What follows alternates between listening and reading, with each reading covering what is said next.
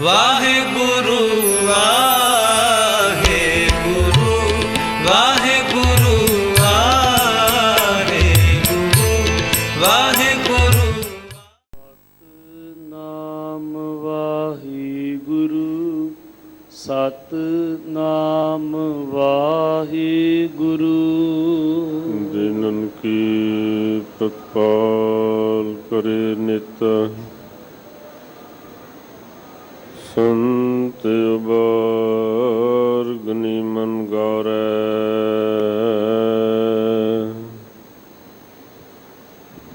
ਪਸ਼ ਪਸ਼ ਨਗ ਨਗ ਨਰਾਧਪ ਸਰਬ ਸਮੈ ਸਭ ਕੋ ਪ੍ਰਤਪਾਰੈ।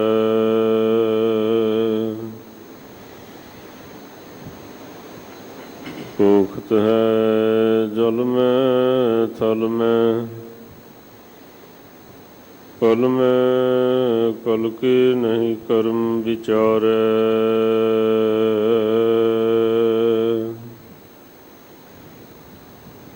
ਦੀਨ ਦਇਆਲ ਦਇਆ ਨਿਧ ਦੁਖਨ ਦੇਖਤ ਹੈ ਪਰ ਦੇਤ ਨਾ ਹਾਰੈ। ਸੁਖ ਟਲ ਗੁਰ ਸੇਵੀਐ ਅਹਨਿਸ ਸਹਜ ਸੁਭਾਇ। ਦਰਸ਼ਨ ਪਰਸੈ ਗੁਰੂ ਕੈ ਜਨਮ ਮਰਨ ਦੁਖ ਜਾਇ। ਹੋਵੈ ਸਿਫਤ ਖੁਸਾਮਦੀ ਨੂਰ ਅਰਸੋਂ ਕੁਰਸੋਂ ਝਟੀਐ। ਤੁਧ ਡਿਠੇ ਸੱਚੇ ਪਾਤਸ਼ਾਹ ਮਲ ਜਨਮ ਜਨਮ ਦੀ ਕੱਟੀਐ।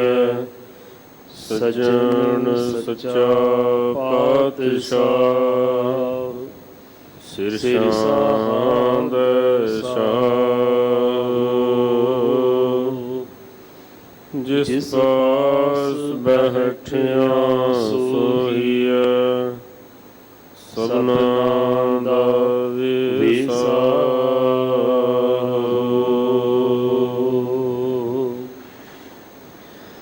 ਸਤਿਨਾਮ ਸ੍ਰੀ ਵਾਹਿਗੁਰੂ ਸਾਹਿਬ ਜੀ। ਰਾਗ ਧਨਾਸਿਰੀ ਮਹੱਲਾ ਤੀਜਾ। ਘਰ ਚੌਥਾ। ਇੱਕ ਓੰਕਾਰ ਸਤਿਗੁਰ ਪ੍ਰਸਾਦ। ਹਮ ਭੀਖਕ ਭਿਖਾਰੀ ਤੇਰੇ ਤੂੰ ਨਿਜ ਪਤ ਹੈ ਦਾਤਾ। ਹੋ ਦਇਆਲ ਨਾਮ ਦੇਹੁ ਮੰਗਤ ਜਨ ਕੋ। ਸਦਾ ਰਹੋ ਰੰਗ ਰਾਤਾ। ਹਮ ਭੀਖਕ ਭਿਖਾਰੀ ਤੇਰੇ ਤੂੰ ਨਿਜ ਪਤ ਹੈ ਦਾਤਾ। ਹੋ ਦਇਆਲ ਨਾਮ ਦੇਹੁ ਮੰਗਤ ਜਨ ਕੋ। ਸਦਾ ਰਹੋ ਰੰਗ ਰਾਤਾ। ਹਉ ਬਲਿਹਾਰੈ ਜਾਓ ਸਾਚੇ ਤੇਰੇ ਨਾਮ ਵਿਟੋ। ਕਰਨ ਕਾਰਨ ਸਭਨਾ ਕਾ ਏਕੋ। ਅਵਰ ਨਾ ਦੂਜਾ ਕੋਈ। ਹਉ ਬਲਿਹਾਰੈ ਜਾਓ ਸਾਚੇ ਤੇਰੇ ਨਾਮ ਵਿਟੋ। ਕਰਨ ਕਾਰਨ ਸਭਨਾ ਕਾ ਏਕੋ, ਆਵਰ ਨਾ ਦੂਜਾ ਕੋਈ, ਰਹਾਉ। ਵਾਹਿਗੁਰੂ ਜੀ ਕਾ ਖਾਲਸਾ, ਵਾਹਿਗੁਰੂ ਜੀ ਕੀ ਫਤਿਹ। ਪਤਿਤ ਪਾਵਨ ਭਗਤ ਵਤਸਲ, ਕਰੁਣਾ ਨਿਧਾਨ, ਜੁਗੋ ਜੁਗ ਅਟਲ। ਗਰੀਬ ਨਿਵਾਜ ਧੰਨ ਧੰਨ ਸਤਿਗੁਰੂ ਸ੍ਰੀ ਗੁਰੂ ਗ੍ਰੰਥ ਸਾਹਿਬ ਜੀ ਦੀ ਪਾਵਨ ਪਵਿੱਤਰ ਹਜ਼ੂਰੀ ਅੰਦਰ ਬਿਰਾਜਮਾਨ ਸਮੂਹ ਗੁਰੂ ਰੂਪ ਪਿਆਰੀ ਸਾਧ ਸੰਗਤ ਜੀਓ। ਆਪ ਸਮੂਹ ਸੰਗਤ ਧੰਤਾ ਦੇ ਯੋਗ ਹੋ, ਜੋ ਧੰਨ ਸੋਢੀ ਸੁਲਤਾਨ ਪਾਤਸ਼ਾਹ ਸ੍ਰੀ ਗੁਰੂ ਰਾਮਦਾਸ ਮਹਾਰਾਜ ਜੀ ਦੇ ਬਖਸ਼ਿਸ਼ਮਈ ਅਸਥਾਨ ਸੱਚਖੰਡ ਸ੍ਰੀ ਹਰਿਮੰਦਰ ਸਾਹਿਬ ਜੀ ਅਤੇ ਗੁਰਦੁਆਰਾ ਮੰਜੀ ਸਾਹਿਬ ਦੀਵਾਨ ਹਾਲ ਵਿਖੇ ਹਾਜ਼ਰੀਆਂ ਭਰ ਕੇ ਆਪਣੇ ਜੀਵਨ ਦੀਆਂ ਇਹਨਾਂ ਘੜੀਆਂ ਨੂੰ ਸਫਲਿਆਂ ਬਣਾ ਰਹੇ ਹੋ। ਅੱਜ ਦਾ ਇਹ ਪਾਵਨ ਪਵਿੱਤਰ ਸ੍ਰੀ ਮੁਖ ਵਾਕ ਸ੍ਰੀ ਗੁਰੂ ਨਾਨਕ ਦੇਵ ਮਹਾਰਾਜ ਸੱਚੇ ਪਾਤਸ਼ਾਹ ਜੀ ਦੇ ਤੀਸਰੇ ਸਰੂਪ ਮਹਿਮਾ ਦੇ ਮਾਲਕ ਸ੍ਰੀ ਗੁਰੂ ਅਮਰਦਾਸ ਮਹਾਰਾਜ ਸੱਚੇ ਪਾਤਸ਼ਾਹ ਜੀ ਦੀ ਮੁਬਾਰਕ ਰਸਨਾ ਤੋਂ ਉਚਾਰਨ ਕੀਤਾ ਹੋਇਆ ਹੈ। ਭੱਟ ਸਾਹਿਬਾਨਾਂ ਦੇ ਬਚਨ ਹਨ।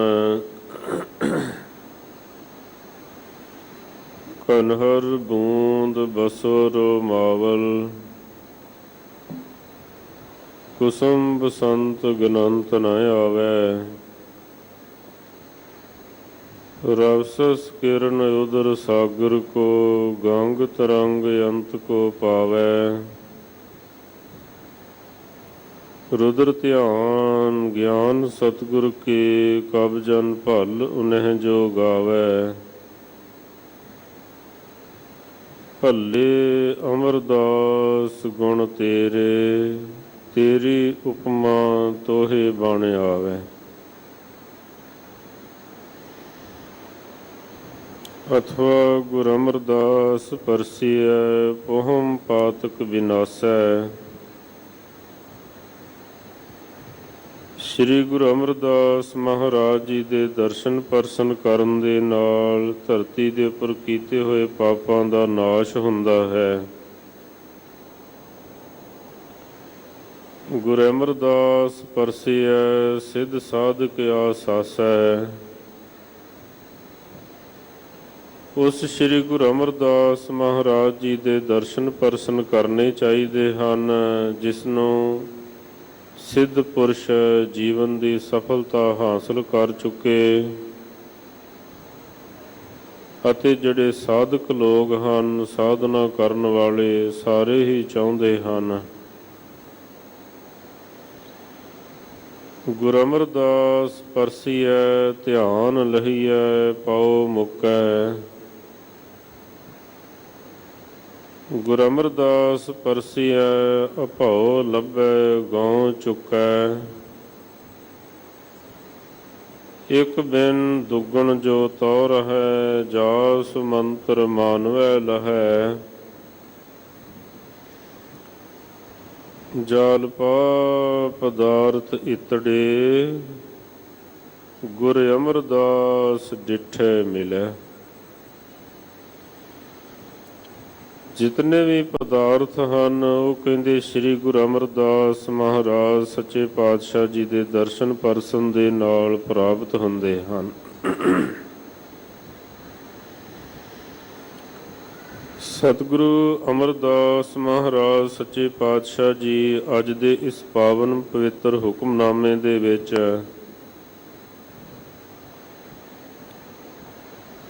ਆਪਾਂ ਨੂੰ ਉਸ ਪਰਿਪੂਰਨ ਪ੍ਰਮਾਤਮਾ ਵਾਹਿਗੁਰੂ ਪਰਮੇਸ਼ਰ ਜੀ ਦੇ ਪਾਸੋਂ ਨਾਮ ਦੀ ਦਾਤ ਮੰਗਣ ਦੀ ਪ੍ਰੇਰਨਾ ਦਿੰਦੇ ਹਨ, ਜਾਚ ਸਿਖਾਲਦੇ ਹਨ। ਭਾਵੇਂ ਸਿੱਖ ਦਾ ਫਰਜ਼ ਹੈ ਜੋ ਕੁਝ ਵੀ ਚਾਹੀਦਾ ਹੈ, ਦੁੱਧ ਦੀ, ਪੁੱਤ ਦੀ, ਧਨ ਦੀ, ਪਦਾਰਥਾਂ ਦੀ, ਪ੍ਰਭਤਾ ਦੀ, ਕੋਈ ਦਾਤ ਪ੍ਰਾਪਤ ਕਰਨੀ ਹੈ, ਉਹ ਆਪਣੇ ਇਸ਼ਟ ਗੁਰਦੇਵ ਪਰਮੇਸ਼ਰ ਦੇ ਕੋਲੋਂ ਪ੍ਰਾਪਤ ਕਰੇ, ਉਹਦੇ ਅੱਗੇ ਅਰਦਾਸ ਕਰੇ। ਜਗ੍ਹਾ ਜਗ੍ਹਾ ਤੇ ਨਾ ਭਟਕੇ। ਸਤਿਗੁਰ ਦੇ ਘਰ ਦੇ ਵਿੱਚੋਂ ਸਾਰੀਆਂ ਦਾਤਾਂ ਪ੍ਰਾਪਤ ਹੁੰਦੀਆਂ ਹਨ।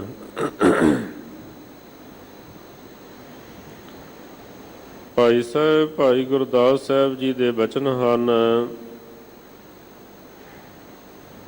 ਦੋਏ ਦਰਪਨ ਦੇਖੈ ਏਕ ਸੈ ਅਨੇਕ ਰੂਪ, ਦੋਏ ਨਾਮ ਪਾਵ ਧਰੈ ਪਹੁੰਚੈ ਨਾ ਪਾਰ ਹੈ।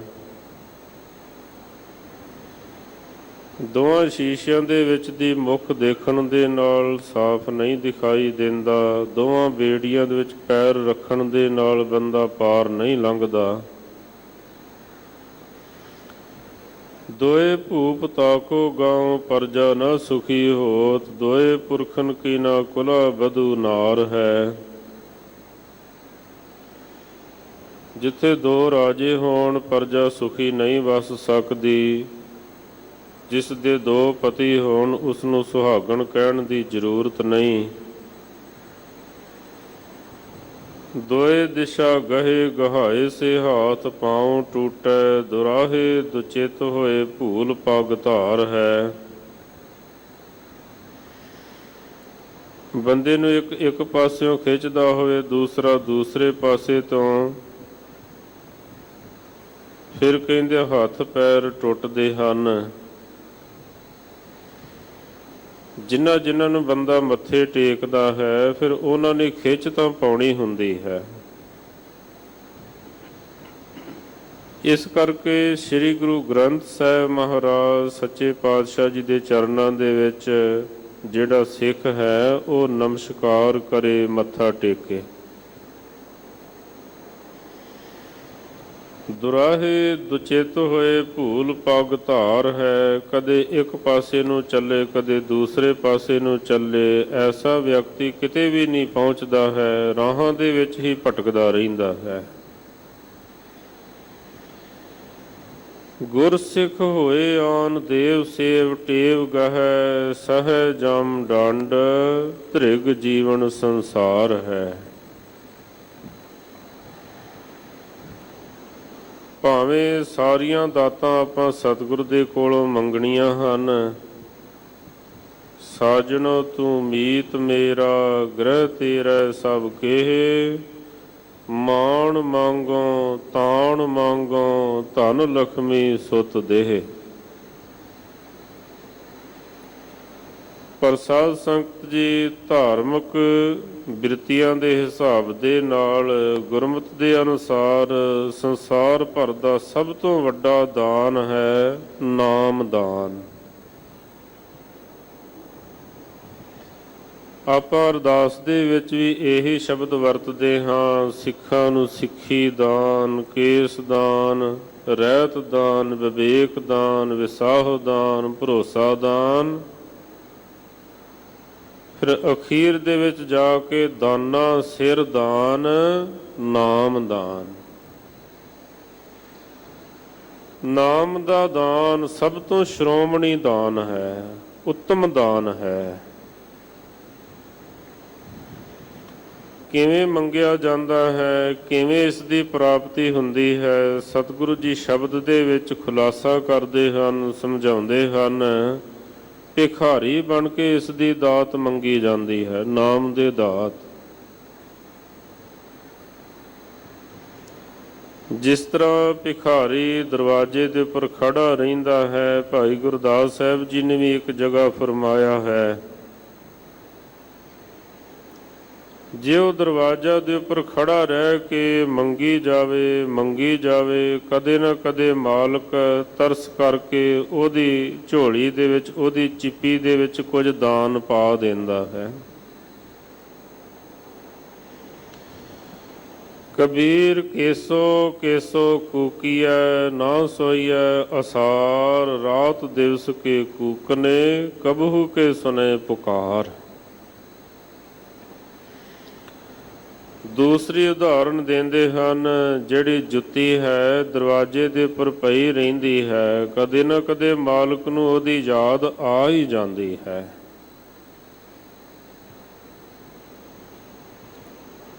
ਜਿਸ ਤਰ੍ਹਾਂ ਵਿਦਿਆਰਥੀ ਦੇ ਵੱਖ-ਵੱਖ ਚਰਨ ਹੁੰਦੇ ਹਨ, ਦਾਖਲਾ ਲੈਣਾ, ਪੜ੍ਹਾਈ ਕਰਨੀ, ਪੇਪਰ ਪਾਉਣੇ, ਪਾਸ ਹੋਣਾ। ਇਸੇ ਪ੍ਰਕਾਰ ਦੇ ਨਾਲ ਜਿਹਨੇ ਪਰਮਾਰਥ ਦੇ ਰਸਤੇ ਦੇ ਉੱਪਰ ਚੱਲਣਾ ਹੈ, ਪਰਮਾਰਥ ਦੀ ਪੜ੍ਹਾਈ ਕਰਨੀ ਹੈ, ਉਹਦੇ ਵੀ ਇਸ ਤਰ੍ਹਾਂ ਕੁਝ ਚਰਨ ਹੁੰਦੇ ਹਨ, ਉਹਦੇ ਵੀ ਜੀਵਨ ਦੇ ਹਿੱਸੇ ਹੁੰਦੇ ਹਨ। ਨਾਮ ਦੀ ਦਾਤ ਪ੍ਰਾਪਤ ਕਰਨੀ, ਫਿਰ ਨਾਮ ਦੀ ਕਮਾਈ ਕਰਨੀ, ਮਸ਼ੱਕਤ ਘਾਲਣੀ ਉਹਦੀ। ਜਿਨੀ ਨਾਮ ਧਿਆਇਆ, ਗਏ ਮਸ਼ੱਕਤ ਘਾਲ, ਨਾਨਕ ਤੇ ਮੁਖ ਉਜਲੇ, ਕੀਤੀ ਛੁੱਟੀ ਨਾਲ। ਫਿਰ ਨਾਮ ਦੀ ਘਾਲਦਿਆਂ ਕੁਝ ਪਰਚੇ ਵੀ ਪੈਂਦੇ ਹਨ।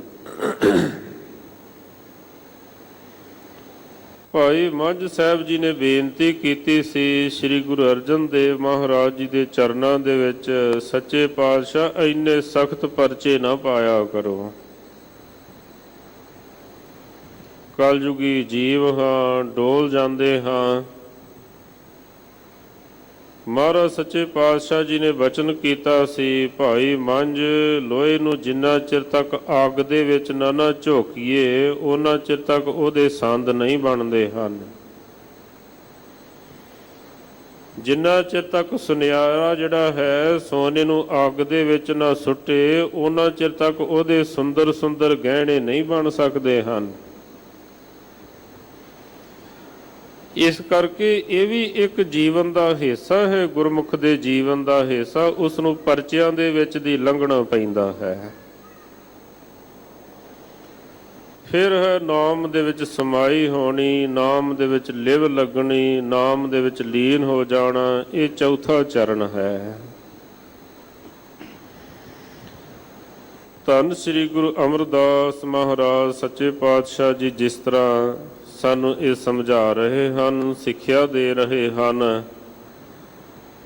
ਆਓ ਪਿਆਰ ਸ਼ਰਧਾ ਭਾਵਨਾ ਦੇ ਨਾਲ ਮਨ ਬਿਰਤੀਆਂ ਨੂੰ ਇਕਾਗਰ ਕਰਕੇ ਸਰਵਣ ਕਰਦਿਆਂ ਹੋਇਆਂ ਇੱਕ ਵਾਰੀ ਸਾਰੀ ਸੰਗਤ ਆਖੋ ਜੀ ਸਤਿਨਾਮ ਸ੍ਰੀ ਵਾਹਿਗੁਰੂ ਸਾਹਿਬ ਜੀ। ਸਤਨਾਮ ਸ੍ਰੀ ਵਾਹਿਗੁਰੂ ਸਾਹਿਬ ਜੀ। ਰਾਗ ਧਨਾਸਰੀ ਮਹਲਾ ਤੀਜਾ ਘਰ ਚੌਥਾ। ਇੱਕ ਓੰਕਾਰ ਸਤਿਗੁਰ ਪ੍ਰਸਾਦ। ਰਾਗ ਦਾ ਨਾਮ ਧਨਾਸਰੀ ਹੈ। ਉਚਾਰਨ ਕਰਤਾ ਸ੍ਰੀ ਗੁਰੂ ਅਮਰਦਾਸ ਮਹਾਰਾਜ ਜੀ ਹਨ। ਔਰ ਜੋ ਤਾਲ ਸਤਿਗੁਰੂ ਜੀ ਨੇ ਰੱਖਿਆ ਹੈ ਉਹ ਚੌਥਾ ਹੈ। ਚੌਥੇ ਤਾਲ ਦੇ ਵਿੱਚ ਸਤਿਗੁਰੂ ਜੀ ਦਾ ਗਾਇਨ ਕਰਨ ਦਾ ਹੁਕਮ ਹੈ। ਆਰੰਭ ਦੇ ਵਿੱਚ ਮੂਲ ਮੰਗਲ ਕਰਦੇ ਹਨ। ਵਾਹਿਗੁਰੂ ਪਰਮੇਸ਼ਰ ਇੱਕ ਹੈ, ਸਭ ਦਾ ਪ੍ਰਕਾਸ਼ਕ ਹੈ। ਸਤਿਗੁਰੂ ਦੇ ਪ੍ਰਸਾਦ ਦੁਆਰਾ, ਸਤਿਗੁਰੂ ਦੀ ਕਿਰਪਾ ਦੁਆਰਾ ਉਸ ਦੀ ਪ੍ਰਾਪਤੀ ਹੁੰਦੀ ਹੈ। ਹਮ ਭੀਖਕ ਭਿਖਾਰੀ ਤੇਰੇ ਤੂੰ ਨਿਜ ਪਤ ਹੈ ਦਾਤਾ। ਮਹਾਰਾਜ ਸਾਨੂੰ ਜਗਿਆਸੂ ਰੂਪ ਹੋ ਕੇ ਬੇਨਤੀ ਕਰਨ ਦਾ ਢੰਗ ਸਿਖਾਲਦੇ ਹਨ ਕਿ ਹੇ ਵਾਹਿਗੁਰੂ ਜੀ, ਅਸੀਂ ਤੇਰੇ ਦਰ ਦੇ ਭਿਖਿਆ ਮੰਗਣ ਵਾਲੇ ਮੰਗਤੇ ਹਾਂ। ਕਹਿੰਦੇ ਨਾਮ ਮਿਲ ਜਾਂਦਾ ਹੈ, ਪਰ ਬੰਦਾ ਜਦੋਂ ਅੰਦਰੋਂ ਨਾਮ ਦੀ ਦਾਤ ਮੰਗਦਾ ਹੈ, ਉੱਪਰੋਂ ਉੱਪਰੋਂ ਆਖੀ ਜਾਵੇ ਨਾਮ ਦੇ ਦਿਓ, ਨਾਮ ਦੇ ਦਿਓ, ਬੰਦੇ ਦੇ ਅੰਦਰ ਹੋਵੇ ਮੈਨੂੰ ਇੰਨਾ ਧਨ ਮਿਲ ਜਾਵੇ, ਮੈਨੂੰ ਇੰਨੀ ਜਾਇਦਾਦ ਮਿਲ ਜਾਵੇ, ਐ ਮੈਨੂੰ ਪ੍ਰਭਤਾ ਮਿਲ ਜਾਵੇ। ਜਿਸ ਤਰ੍ਹਾਂ ਸੂਰਜ ਪ੍ਰਕਾਸ਼ ਦੇ ਵਿੱਚ ਪ੍ਰਸੰਗ ਆਉਂਦਾ ਹੈ, ਰਾਜੇ ਜਨਕ ਦਾ ਇੱਕ ਸੇਵਕ ਸਫਾ ਚੰਦ, ਬੜੀ ਉਹਨੇ ਘਾਲਣਾ ਘਾਲੀ, ਬੜੀ ਸੇਵਾ ਕੀਤੀ, ਉੱਪਰੋਂ ਉੱਪਰੋਂ ਕਹਿ ਰਿਹਾ ਸੀ ਕਿ ਮੈਨੂੰ ਨਾਮ ਦੀ ਦਾਤ ਦੇ ਦਿਓ, ਪਰ ਅੰਦਰ ਉਹਦੇ ਭਾਵਨਾ ਬਣੀ ਹੋਈ ਸੀ ਵੀ ਜਿਸ ਤਰ੍ਹਾਂ ਰਾਜੇ ਮਹਾਰਾਜੇ ਰਾਜੇ ਜਨਕ ਨੂੰ ਸਲਾਮਾ ਕਰਦੇ ਹਨ, ਮੈਂ ਵੀ ਇਸ ਤਰ੍ਹਾਂ ਦਾ ਚੱਕਰਵਰਤੀ ਰਾਜਾ ਬਣਾ। ਸਤਿਪੁਰਸ਼ਾਂ ਦੇ ਬਚਨ ਹਨ, ਜੀਵਨ ਦਾ ਚੋਲਾ ਬਹੁਤ ਛੋਟਾ ਹੈ, ਮਨੁੱਖ ਦੀਆਂ ਖਾਸ਼ਾਂ ਬਹੁਤ ਵੱਡੀਆਂ ਹਨ। ਜੀਵਨ ਮੁੱਕ ਜਾਂਦਾ ਹੈ, ਖਾਸ਼ਾਂ ਅਧੂਰੀਆਂ ਰਹਿ ਜਾਂਦੀਆਂ ਹਨ, ਇਸ ਕਰਕੇ ਬੰਦੇ ਨੂੰ ਫਿਰ ਜਨਮ ਲੈਣਾ ਪੈਂਦਾ ਹੈ।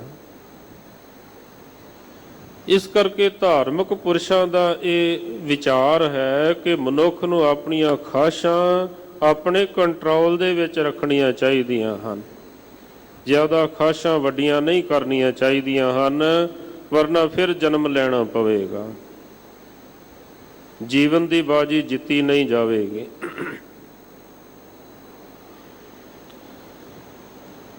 ਸਤਿਪੁਰਸ਼ ਮਨੁੱਖ ਨੂੰ ਅੰਦਰੋਂ ਦੇਖਦੇ ਹਨ, ਜ਼ਬਾਨ ਤੋਂ ਕੀ ਬੋਲ ਰਿਹਾ ਹੈ ਉਹਦੇ ਨਾਲ ਉਹਦਾ ਕੋਈ ਮਤਲਬ ਨਹੀਂ ਹੋਇਆ ਕਰਦਾ ਹੈ।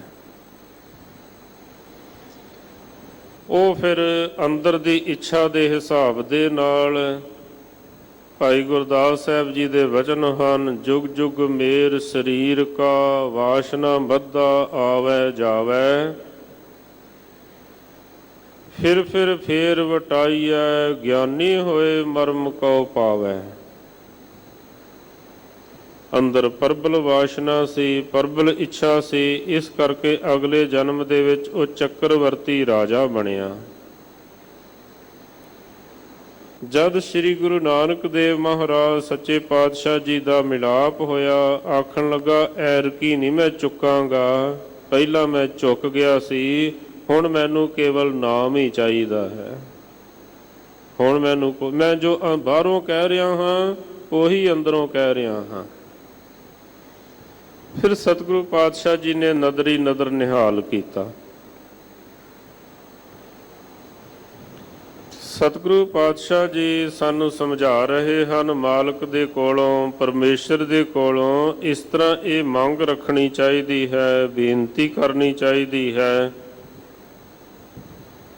ਕਿ ਐ ਮਾਲਕ ਜੀ, ਅਸੀਂ ਤੇਰੇ ਦਰ ਦੇ ਭਿਖਿਆ ਮੰਗਣ ਵਾਲੇ ਮੰਗਤੇ ਹਾਂ, ਔਰ ਤੂੰ ਜੋ ਦਾਤਾਂ ਦੇਣਾ ਹੈ ਆਪਣੀ ਮਰਜ਼ੀ ਦੇ ਨਾਲ ਦੇਣਾ ਹੈ, ਨਾ ਤੈਨੂੰ ਕਿਸੇ ਗੱਲ ਦਾ ਕੋਈ ਲਾਲਚ ਹੈ, ਨਾ ਕਿਸੇ ਗੱਲ ਦੀ ਕੋਈ ਤਮਾ ਹੈ। ਜੇ ਸਭ ਮਿਲ ਕੇ ਆਖਣ ਪਾਏ, ਵੱਡਾ ਨਾ ਹੋਵੇ ਘਾਟ ਨਾ ਜਾਏ।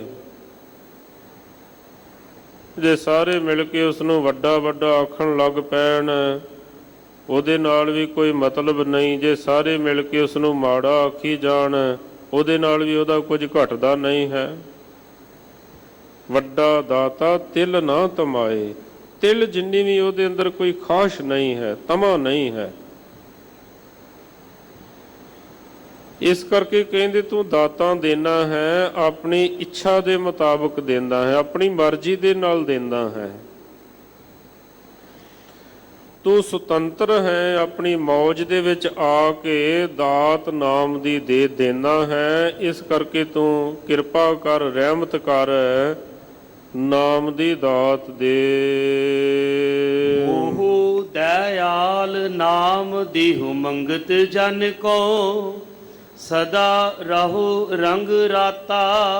ਦਇਆ ਦੇ ਘਰ ਦੇ ਵਿੱਚ ਆਓ, ਮੈਨੂੰ ਮੰਗਤੇ ਨੂੰ ਨਾਮ ਦੀ ਦਾਤ ਦਿਓ, ਤਾਂ ਕਿ ਮੈਂ ਹਮੇਸ਼ਾ ਹੀ ਤੇਰੇ ਰੰਗ ਦੇ ਵਿੱਚ ਰੰਗਿਆ ਰਹਾਂ। ਇਸੇ ਪ੍ਰਕਾਰ ਸ੍ਰੀ ਗੁਰੂ ਅਮਰਦਾਸ ਮਹਾਰਾਜ ਜੀ ਦੇ ਚਰਨਾਂ ਦੇ ਵਿੱਚ ਸੁਲਤਾਨਪੁਰ ਲੋਧੀ ਦੇ ਰਹਿਣ ਵਾਲੇ ਮਹੇਸ਼ੇ ਨਾਮ ਦੇ ਪ੍ਰੇਮੀ ਨੇ ਬੇਨਤੀ ਕੀਤੀ ਸੀ ਕਿ ਮਹਾਰਾਜ ਸੱਚੇ ਪਾਤਸ਼ਾਹ ਸਿੱਖੀ ਦੀ ਦਾਤ ਦਿਓ, ਨਾਮ ਦੀ ਦਾਤ ਦਿਓ। ਮਹਾਰਾਜ ਆਖਣ ਲੱਗੇ, ਬੜੇ ਪਦਾਰਥ ਹਨ, ਜੋ ਕੁਝ ਮਰਜ਼ੀ ਮੰਗ ਲੈ। ਆਖਣ ਲੱਗਾ, ਨਹੀਂ ਸੱਚੇ ਪਾਤਸ਼ਾਹ, ਮੈਨੂੰ ਸਿੱਖੀ ਚਾਹੀਦੀ ਹੈ, ਮੈਨੂੰ ਨਾਮ ਚਾਹੀਦਾ ਹੈ। ਮਹਾਰਾਜ ਆਖਣ ਲੱਗੇ, ਸਿੱਖੀ ਦੇ ਮਾਰਗ ਦੇ ਉੱਪਰ ਚੱਲਣਾ ਬੜਾ ਕਠਿਨ ਹੈ, ਇਹ ਖੰਡੇ ਦੀ ਧਾਰ ਤੋਂ ਤਿੱਖੀ ਹੈ, ਇਹ ਵਾਲ ਤੋਂ ਵੀ ਬਰੀਕ ਹੈ, ਨਿੱਕੀ ਹੈ। ਇਹਨੇ ਬੇਨਤੀ ਕੀਤੀ ਕਿ ਮਹਾਰਾਜ ਸੱਚੇ ਪਾਤਸ਼ਾਹ ਕਿਰਪਾ ਕਰੋ। ਸਤਿਗੁਰੂ ਪਾਤਸ਼ਾਹ ਜੀ ਨੇ ਇਹਦੇ ਸੀਸ ਦੇ ਉੱਪਰ ਰਹਿਮਤ ਭਰਿਆ ਹੱਥ ਰੱਖਿਆ, ਇਸ ਨੂੰ ਆਖਿਆ, ਬੋਲ ਵਾਹਿਗੁਰੂ। ਸਿੱਖੀ ਦੀ ਦਾਤ ਦੇ ਦਿੱਤੀ, ਸਿੱਖੀ ਦੇ ਅਸੂਲ ਦ੍ਰਿੜ ਕਰਵਾ ਦਿੱਤੇ। ਕਿਉਂਕਿ ਸਿੱਖੀ ਕੀ ਹੈ? ਸਿੱਖੀ ਸਿੱਖਿਆ ਗੁਰ ਵਿਚਾਰ। ਜੇ ਆਪਾਂ ਗੁਰੂ ਦੇ ਅਸੂਲਾਂ ਤੇ ਚੱਲਦੇ ਹਾਂ ਤਾਂ ਅਸੀਂ ਸਿੱਖ ਹਾਂ। ਜੇ ਗੁਰੂ ਦੇ ਅਸੂਲਾਂ ਨੂੰ ਸਿੱਕੇ ਤੇ ਟੰਗ ਛੱਡਿਆ ਹੈ, ਫੇਰ ਕਿਹੜੀ ਗੱਲ ਦੇ ਸਿੱਖ ਹਾਂ? ਮਹਾਰਾਜ ਆਖਿਆ, ਨਾਮ ਜਪਣਾ, ਧਰਮ ਦੀ ਕਿਰਤ ਕਰਨੀ, ਵੰਡ ਛਕਣਾ, ਇਹ ਸਿੱਖੀ ਦੇ ਮੁੱਢੇ ਅਸੂਲ ਹਨ। ਦਿਨੇ ਰਾਤ ਉੱਠਦਿਆਂ ਬੈਠਦਿਆਂ ਨਾਮ ਦੀ ਕਮਾਈ ਕਰਨੀ, ਸਿਮਰਨ ਕਰਨਾ ਹੈ, ਧਰਮ ਦੀ ਕਿਰਤ ਕਰਨੀ ਹੈ।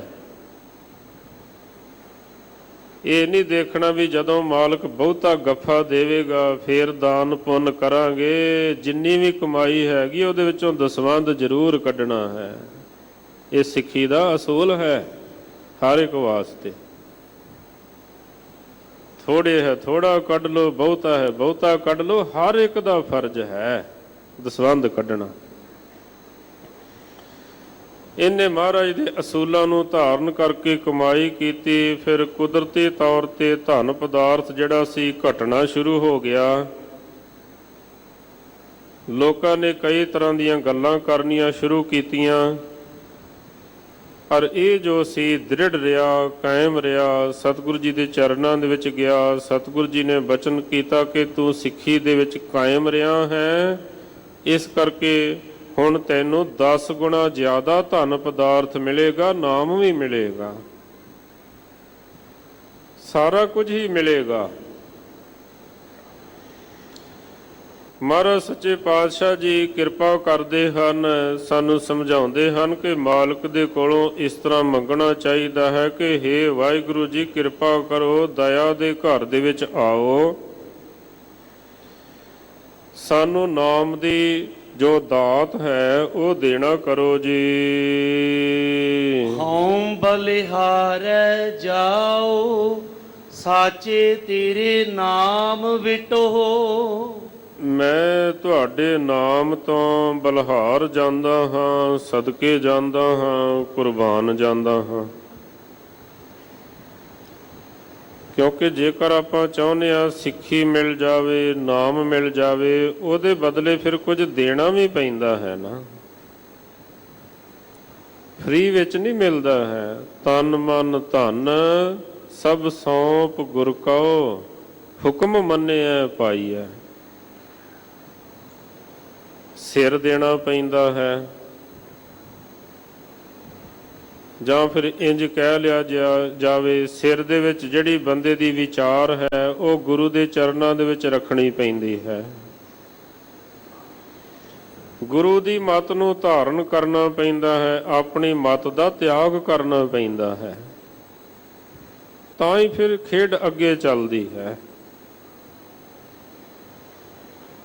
ਜੇਕਰ ਬੰਦਾ ਆਪਣੀ ਮੱਤ ਦੇ ਅਨੁਸਾਰ ਹੀ ਚੱਲਦਾ ਰਵੇ, ਫਿਰ ਪਰਮਾਰਥ ਦੇ ਰਸਤੇ ਦੇ ਉੱਪਰ ਨਹੀਂ ਚੱਲਿਆ ਜਾ ਸਕਦਾ ਹੈ। ਕਹਿੰਦੇ ਅਸੀਂ ਤੇਰੇ ਨਾਮ ਤੋਂ ਕੁਰਬਾਨ ਜਾਂਦੇ ਹਾਂ, ਆਪਣੀ ਵਿਚਾਰ ਧਾਰਾ ਤੁਹਾਡੇ ਚਰਨਾਂ ਦੇ ਵਿੱਚ ਭੇਟਾ ਕਰਦੇ ਹਾਂ ਜੀ। ਕਰਨ ਕਾਰਨ ਸਭਨਾ ਕਾ ਏਕੋ, ਆਵਰ ਨਾ ਦੂਜਾ ਕੋਈ। ਸਾਰੇ ਕਾਰਨਾਂ ਨੂੰ ਕਰਨ ਵਾਲਾ ਤੂੰ ਇੱਕ ਹੀ ਹੈ, ਹੋਰ ਕਿਸੇ ਦੇ ਵਿੱਚ ਵੀ ਐਸੀ ਸਮਰੱਥਾ ਨਹੀਂ ਹੈ। ਸਾਰਾ ਕੁਝ ਤੂੰ ਆਪ ਹੀ ਕਰ ਰਿਹਾ ਹੈ,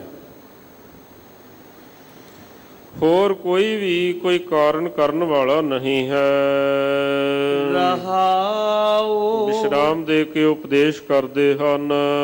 ਬਹੁਤੇ ਫੇਰ ਪਾਏ ਕਿਰਪਨ ਕੋ, ਅਬ ਕਿਛ ਕਿਰਪਾ ਕੀਜੈ। ਮੈਨੂੰ ਕੰਜੂਸ ਨੂੰ, ਮੈਨੂੰ ਮਾਇਆ ਦੇ ਵਿੱਚ ਵਿਹੜੇ ਹੋਏ ਨੂੰ ਕਈ ਫੇਰੇ ਪੈ ਗਏ ਹਨ। ਭਗਤਾਂ ਨੇ ਆਖਿਆ ਬਹੁਤ ਜਨਮ ਬਿਸ਼ਰੇ ਥੇ ਮਾਧੋ, ਇਹ ਜਨਮ ਤੁਮਾਰੇ ਲੇਖੇ। ਕਹਿ ਰਵਿਦਾਸ ਆਸ ਲਗ ਜੀਵੋ, ਚਿਰ ਭਇਓ ਦਰਸ਼ਨ ਦੇਖੇ। ਕਬੀਰ ਸਾਹਿਬ ਜੀ ਕਹਿੰਦੇ ਐਸੇ ਘਰ ਹਮ ਬਹੁਤ ਵਸਾਏ। ਜਿਸ ਤਰ੍ਹਾਂ ਦਾ ਹੁਣ ਘਰ ਵਸਾਇਆ ਹੈ, ਕਈ ਵਾਰੀ ਵਸਾ ਚੁੱਕੇ ਹਾਂ। ਇਸ ਕਰਕੇ ਕਿਰਪਾ ਕਰੋ, ਰਹਿਮਤ ਕਰੋ। ਐਤਕੀ ਵੀ ਜਿਹੜਾ ਹੈ ਨਾ, ਇਹ ਵਾਰੀ ਜਿਹੜੀ ਹੈ ਐਵੇਂ ਨਿਸਫਲ ਨਾ ਚਲੀ ਜਾਵੇ। ਤੁਸੀਂ ਤਾਂ ਕਈ ਵਾਰੀ ਮੌਕੇ ਦਿੱਤੇ ਸਨ, ਕਈ ਵਾਰੀ ਸਾਵਣ ਆਏ, ਕਈ ਵਾਰੀ ਬਸੰਤ ਆਏ, ਸੁੱਕੇ ਹੀ ਲੰਘ ਗਏ। ਐਤਕੀ ਕਿਰਪਾ ਕਰ ਦਿਓ, ਐਤਕੀ ਰਹਿਮਤ ਕਰੋ। ਇਹ ਜੋ ਜੀਵਨ ਰੂਪੀ ਸਾਵਣ ਮਿਲਿਆ ਹੈ, ਇਹਦੇ ਉੱਪਰ ਤੇਰੀ ਰਹਿਮਤ ਦੀ ਬਾਰਿਸ਼ ਹੋ ਜਾਵੇ।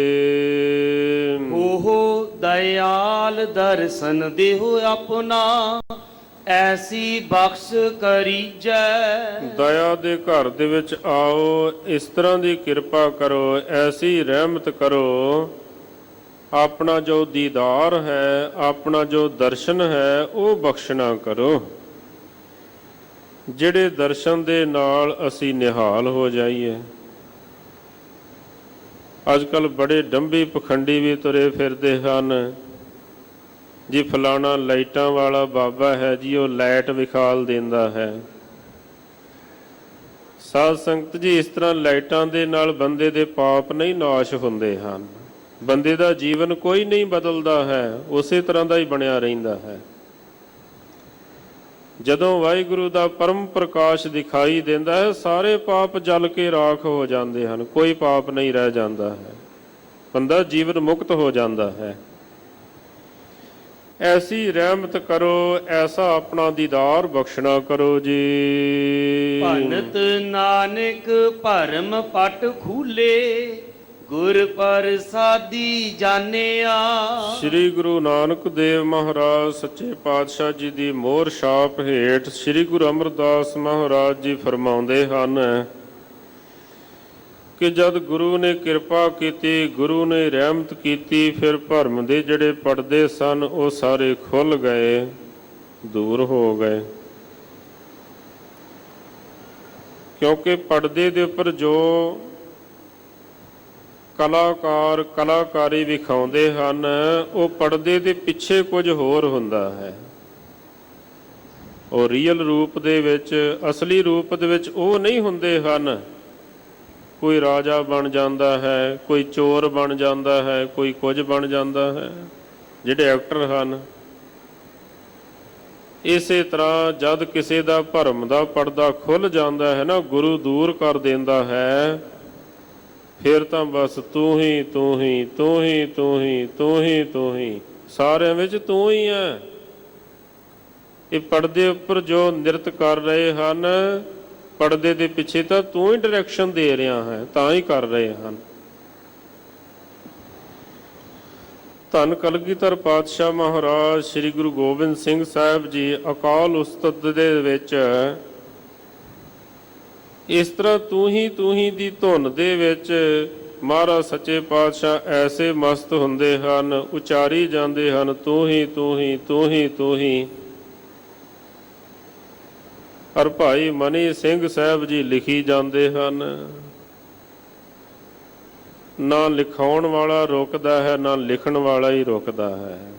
ਮਹਾਰਾਜ ਲਿਖਾਈ ਜਾਂਦੇ ਹਨ, ਭਾਈ ਮਨੀ ਸਿੰਘ ਸਾਹਿਬ ਜੀ ਲਿਖੀ ਜਾਂਦੇ ਹਨ। ਕਹਿੰਦੇ 16,000 ਵਾਰੀ ਲਿਖਿਆ ਗਿਆ।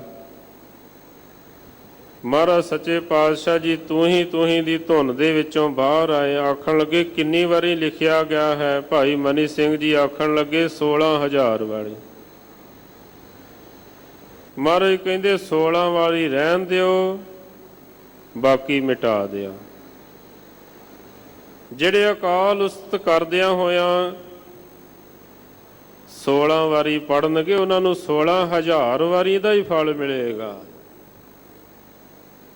ਦਾਸ ਨੇ ਪਹਿਲਾਂ ਵੀ ਬੇਨਤੀ ਕੀਤੀ ਵੀ ਸਿੱਖ ਇਹ ਨਹੀਂ ਵੀ 5 ਬਾਣੀਆਂ ਪੜ੍ਹ ਲਈਆਂ ਤੇ ਕੰਮ ਮੁੱਕ ਗਿਆ। ਬਾਕੀ ਬਾਣੀਆਂ ਦੇ ਵੀ ਕਦੇ ਕਦੇ ਦਰਸ਼ਨ ਕਰਨੇ ਚਾਹੀਦੇ ਹਨ, ਜਾਂ ਤਾਂ ਨਿਤਨੇਮ ਦਾ ਹਿੱਸਾ ਬਣਾਉਣੀਆਂ ਚਾਹੀਦੀਆਂ ਹਨ, ਨਹੀਂ ਫਿਰ ਹਫ਼ਤੇ ਬਾਅਦ, 10 ਦਿਨਾਂ ਬਾਅਦ, ਮਹੀਨੇ ਬਾਅਦ ਕਦੇ ਕਦੇ ਬਾਕੀ ਬਾਣੀਆਂ ਦੇ ਵੀ ਦਰਸ਼ਨ ਕਰਨੇ ਚਾਹੀਦੇ ਹਨ। ਉਹਨਾਂ ਦੇ ਵਿੱਚ ਵੀ ਬੜੀਆਂ ਬੜੀਆਂ ਬਰਕਤਾਂ ਹਨ, ਬੜੀਆਂ ਬੜੀਆਂ ਬਖਸ਼ਿਸ਼ਾਂ ਹਨ। ਕਹਿੰਦੇ ਜਦੋਂ ਭਰਮ ਦੂਰ ਹੋ ਗਿਆ, ਫਿਰ ਪਤਾ ਚੱਲ ਗਿਆ ਵੀ ਪਰਦੇ ਦੇ ਉੱਪਰ ਜੋ ਕੁਝ ਹੋ ਰਿਹਾ ਹੈ ਉਹ ਪਰਦੇ ਦੇ ਪਿੱਛੋਂ ਕਿਸੇ ਡਾਇਰੈਕਸ਼ਨ ਦੇ ਨਾਲ ਹੋ ਰਿਹਾ ਹੈ। ਕੋਈ ਡਾਇਰੈਕਟਰ ਇਹ ਕੰਮ ਕਰ ਰਿਹਾ ਹੈ ਜੋ ਇਹ ਬੋਲ ਰਹੇ ਹਨ। ਫਿਰ ਕੋਈ ਆਪਣਾ ਬਿਗਾਨਾ ਨਹੀਂ ਰਹਿ ਜਾਂਦਾ ਹੈ, ਕੋਈ ਫਿਰ ਤੇਰ ਮੇਰ ਨਹੀਂ ਰਹਿ ਜਾਂਦੀ ਹੈ। ਫਿਰ ਸਾਰਿਆਂ ਦੇ ਵਿੱਚ ਉਹ ਵਾਹਿਗੁਰੂ ਪਰਮੇਸ਼ਰ ਹੀ ਦਿਖਾਈ ਦਿੰਦਾ ਹੈ।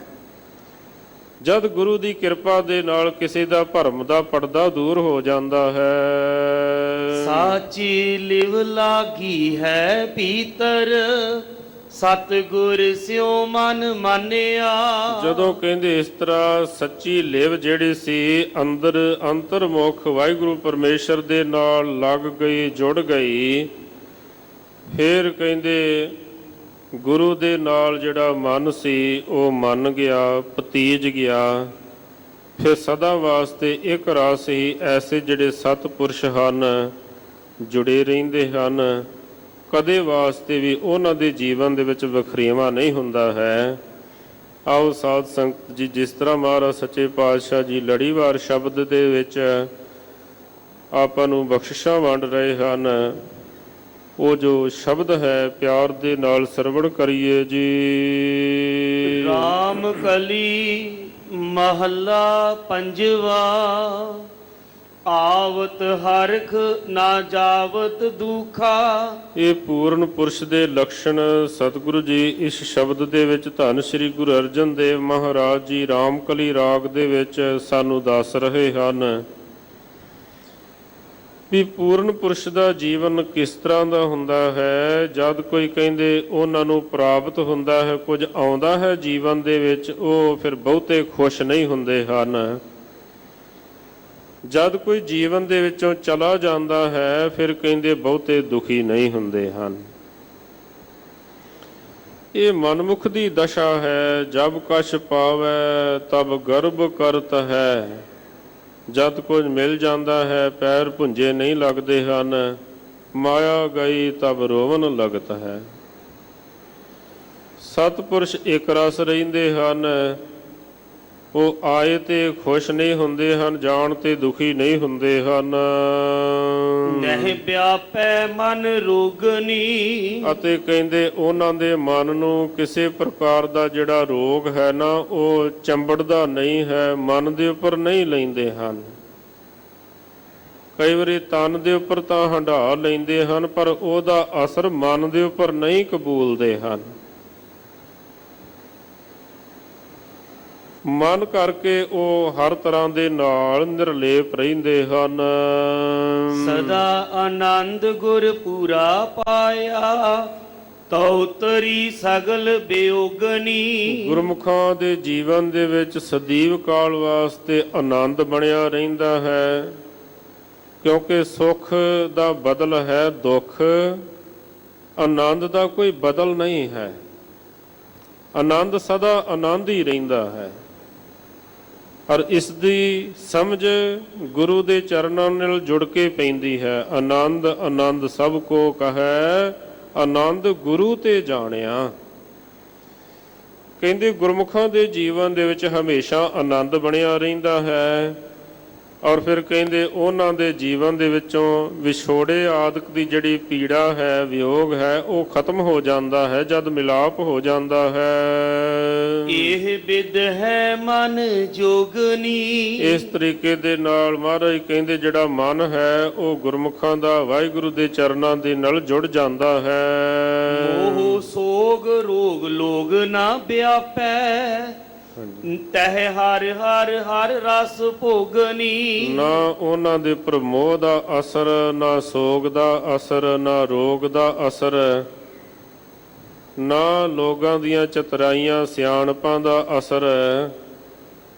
ਹਮੇਸ਼ਾ ਹੀ ਕਹਿੰਦੇ ਨਾਮ ਰਸ ਨੂੰ ਉਹ ਭੋਗਦੇ ਰਹਿੰਦੇ ਹਨ, ਨਾਮ ਦਾ ਰਸ ਮਾਣਦੇ ਰਹਿੰਦੇ ਹਨ।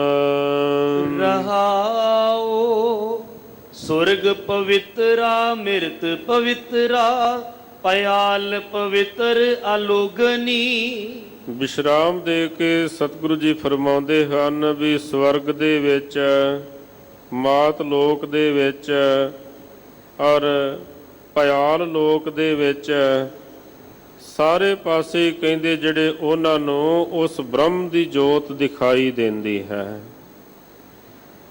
ਸਾਰੇ ਪਾਸੇ ਵਾਹਿਗੁਰੂ ਪਰਮੇਸ਼ਰ ਵਿਆਪਕ ਰਮਿਆ ਹੋਇਆ ਦਿਖਾਈ ਦਿੰਦਾ ਹੈ।